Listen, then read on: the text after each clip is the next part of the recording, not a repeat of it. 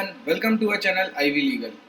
In continuation to Indian Contract Act lecture series, in our today's video, we are going to talk about section 24 and 26 of Indian Contract Act.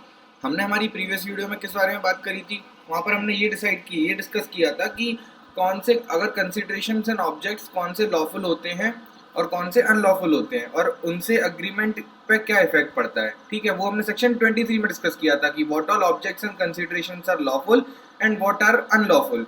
अब हम continue करेंगे section 24 को, जो कि 23 के साथ ही पढ़ना है हमको. तो इसीलिए आप आई बटन पे मैंने लिंक दिया, अगर आपको सेक्शन 23 देखना है तो आप देख सकते हैं.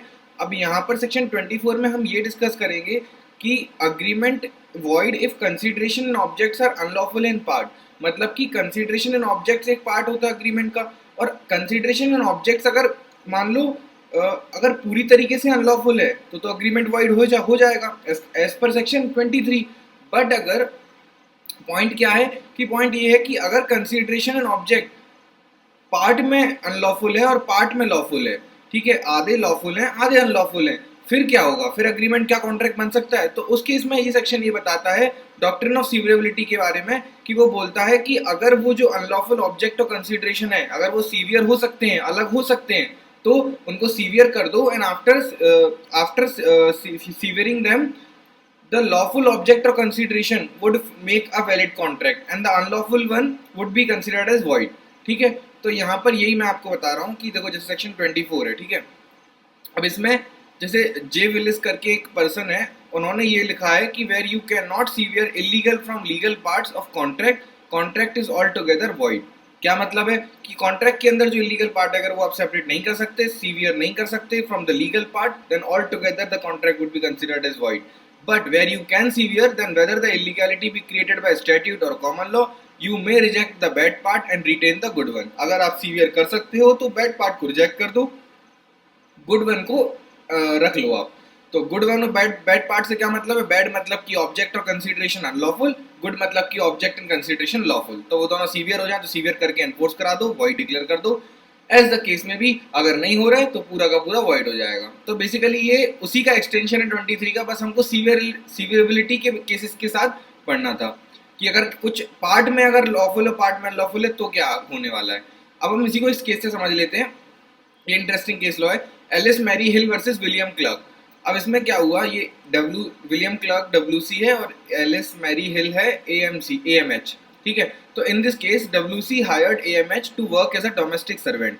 ठीक है, तो WC ने इस एलिस मैरी हिल की एक लड़की थी उसको डोमेस्टिक सर्वेंट के लिए हायर किया and also asked her to commit adultery in exchange of single consideration.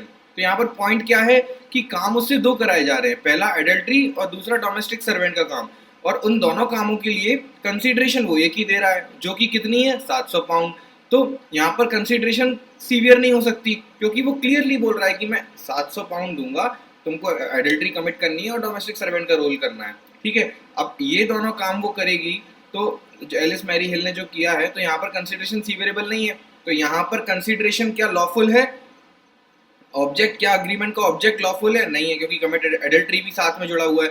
Domestic servant का पार्ट तो लॉफुल है बट एडल्ट्री का पार्ट लॉफुल नहीं है. तो आधा लॉफुल है आधा अनलॉफुल है.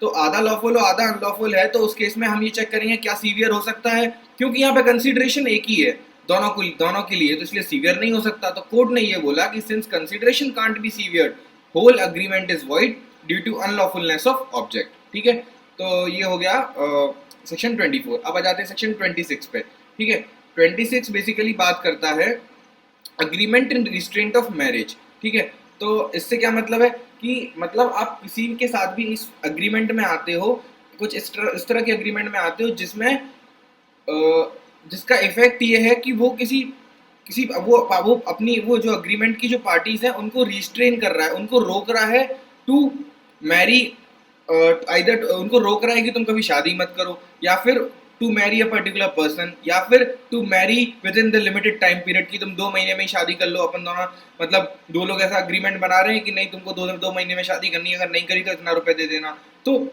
ये सारी चीजें क्या कर रही हैं, रिस्ट्रेंट ला रही हैं ऑन द मैरिज. और मैरिज पे किसी भी प्रकार का रिस्ट्रेंट अगर किसी अग्रीमेंट के थ्रू लाया जाता है तो वो अग्रीमेंट वॉइड होगा. ये इस सेक्शन का पूरा छोटा सा मतलब है.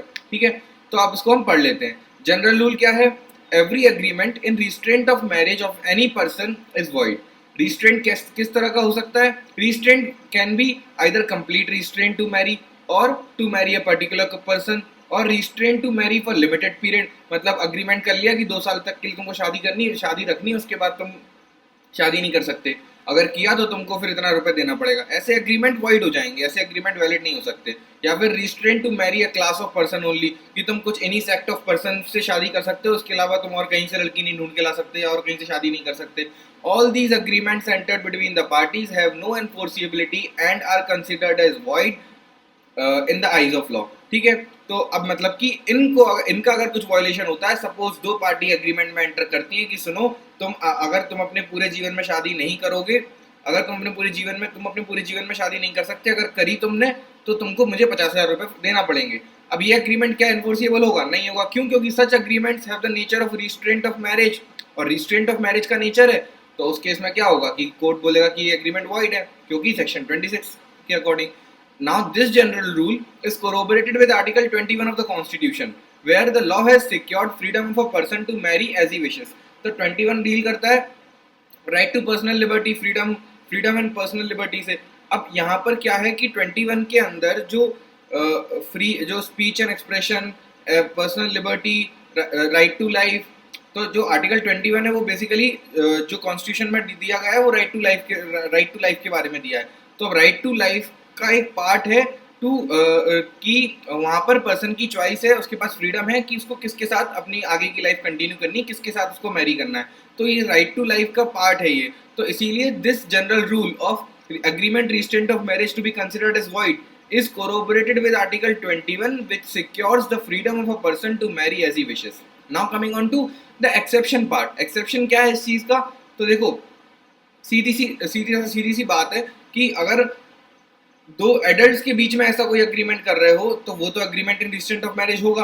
बट अगर आप किसी माइनर के प्रोटेक्शन के लिए ऐसा एग्रीमेंट में एंटर हो रहे हो कि जब तक तुम माइनर हो तब तक मैरिज नहीं कर सकते, तो वो ऐसे एग्रीमेंट वैलिड होंगे। क्यों? क्योंकि माइनर के साथ as is not allowed, no, that is prohibited. तो agreement in restraint of marriage for minor is valid, तो यहाँ पर उसको वॉइड नहीं किया गया है। अब इस केस को समझ लेते हैं, राव रानी वर्सेस गुलाब राव। इस केस में क्या हुआ कि देखो दो कोविडोज थी, ठीक है, मतलब कि क्या हुआ कि किसी हस्बैंड ने एक लड़के ने दो शादियां करी थी, ठीक है, साथ में उसकी मतलब 2 बीवियां थी। तो 2 बीवी थी, तो इससे मतलब क्या था कि उसकी 2 वाइफ थी, तो यहाँ पर और फिर वो उस हस्बैंड की डेथ हो गई। तो अब कौन बचे? 2 कोविडोज बची, है ना। एक विडो तो है नहीं क्योंकि 2 शादी हुई, तो कोविडोज बची। तो कोविडोज ने ये कॉन्ट्रैक्ट किया आपस में कि अगर हम दोनों में से कोई भी वापस से शादी करता है तो जो डिसीज्ड हस्बैंड है हमारा, उसकी प्रॉपर्टी में शेयर वो फॉरफिट हो जाएगा। ठीक है, मतलब 2 कोविडो हैं, उन दोनों को अपनी डिसीज हस्बैंड की प्रॉपर्टी का शेयर मिला है। अगर दोनों इस बात को लेकर एग्रीमेंट में एंटर होती है कॉन्ट्रैक्ट में कि अगर हम दोनों में से कोई भी एक शादी करता है तो जो हस्बैंड से प्रॉपर्टी हम दोनों को मिली है, अगर कोई शादी करता है तो वो प्रॉपर्टी का हिस्सा उसको फॉरफिट करना पड़ेगा। ठीक है, वो उसको रिलिंक्विश करना पड़ेगा, वो गिव अप करना पड़ेगा। तो she should forfeit her share in disease husband property. अब यहाँ पर क्या हुआ कि एक ने शादी कर ली, तो अग्रीमेंट उसने तो दूसरे कोविडो ने तो एक विडो ने दूसरी विडो को बोला कि आप मुझे प्रॉपर्टी क्योंकि मतलब आप शादी दूसरी कर चुके हो, तो आप जो प्रॉपर्टी का है हिस्सा जो आपको डिसीज हस्बैंड से मिला था वो आप फॉरफिट करो, वो मेरे फेवर में ट्रांसफर कर दो। उसने ऐसा नहीं किया, कोर्ट में केस गया। कोर्ट ने ये हेल्ड किया कि अब यहाँ पर सामने वाली पार्टी ने आर्ग्यू किया कि this is an agreement in restraint of marriage, और ऐसा जो हम दोनों के बीच में एग्रीमेंट हुआ ये वॉइड है। तो कोर्ट ने यहाँ पे ये बोला कि court upheld the contract. Court ने बोला कि एग्रीमेंट वॉइड नहीं है, ये एक लेजिबल कॉन्ट्रैक्ट था। कोर्ट ने ऐसा क्यों बोला? अभी तक तो हम ऐसा पढ़ते आ रहे हैं कि हम जो भी रिस्ट्रेंट ऑफ मैरिज में अगर बात होगी तो एग्रीमेंट वॉइड होगा, और यहाँ पे तो विडो है, मतलब ये एडल्ट है, इनको रिस्ट्रेंट किया है मतलब वॉइड है। तो बट यहाँ पर कोर्ट ने ये रीजनिंग दी है कि pointing out that no restraint was imposed upon either of the 2 widows to remarry, and contract only provided that if any of them elected to remarry, she would be deprived of her rights. मतलब इसमें ये बोला कि contract का कोई ये object नहीं था कि वो रिस्ट्रेंट करे फ्रॉम रीमैरिंग। कॉन्ट्रैक्ट का ऑब्जेक्ट ये था अगर आपको दूसरी शादी करनी है तो करो, बट अगर आप करते हो दूसरी शादी तो you will be deprived of the rights in the share of husband's property. तो उन राइट्स को, उन अधिकारों का रिलिंक्विशमेंट करना पड़ेगा आपको। अगर उन अधिकारों को आप त्याग सकते हो तो फिर आप रीमैरी कर लो, तो फिर आप तो देन यू कैन रीमैरी। तो इसीलिए यहाँ पर कोई रिस्ट्रेंट नहीं था, तो इसीलिए कोर्ट ने इस अग्रीमेंट को वॉइड डिक्लेयर नहीं किया, and that's why the contract restraining contract in this case was upheld and was considered as valid. So this was all about section 24 and 26। मिलेंगे अगली वीडियो में जहां हम डिस्कस करेंगे 27, 28 agreement in restraint of trade, profession and agreement in restraint of legal proceeding. वो सब हम आगे डिस्कस करेंगे। अगर आपको वीडियो पसंद आई है then do like, subscribe my channel, hit the bell icon for regular updates, and also अपने फ्रेंड सर्कल में वीडियोस को शेयर करें जिससे कि और लोगों को इन सब वीडियोस को इजी तरीके से पढ़ना और समझना उनके लिए बहुत आसान हो जाए। Goodbye, thank you.